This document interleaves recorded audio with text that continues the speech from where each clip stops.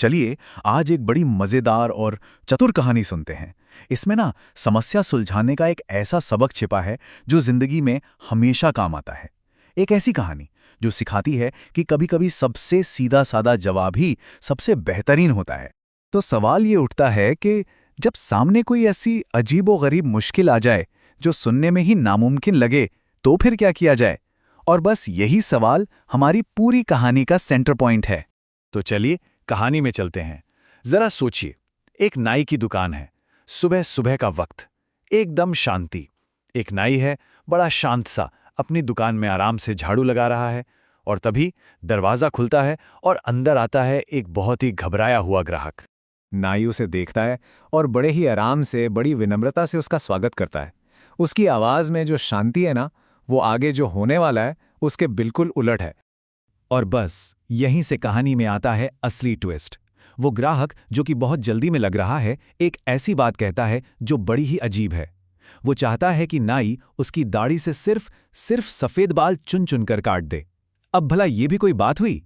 ऐसा कौन मांगता है? तो भाई, इस अजीब सी मांग के पीछे की वजह क्या थी? वजह थी दिखावा।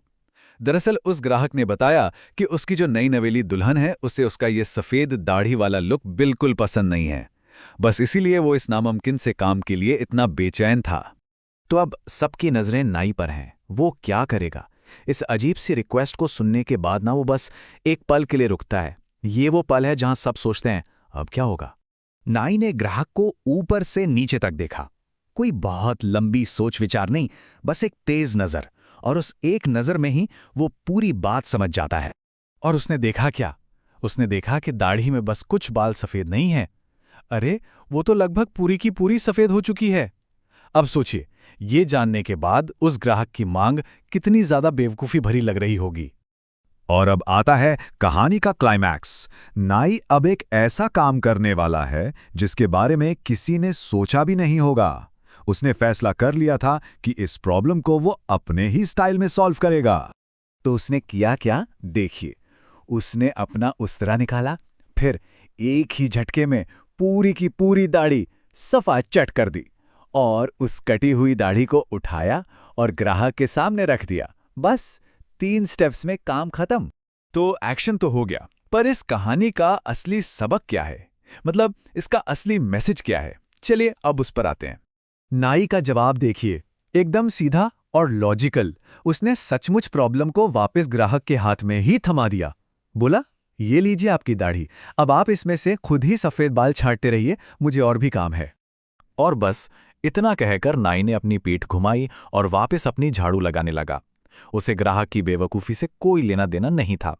ये साफ दिखाता है कि वो फालतू की बातों पर अपना टाइम वेस्ट करने वालों में से नहीं था। तो इस छोटी सी कहानी से हमें सीखने को क्या मिलता है?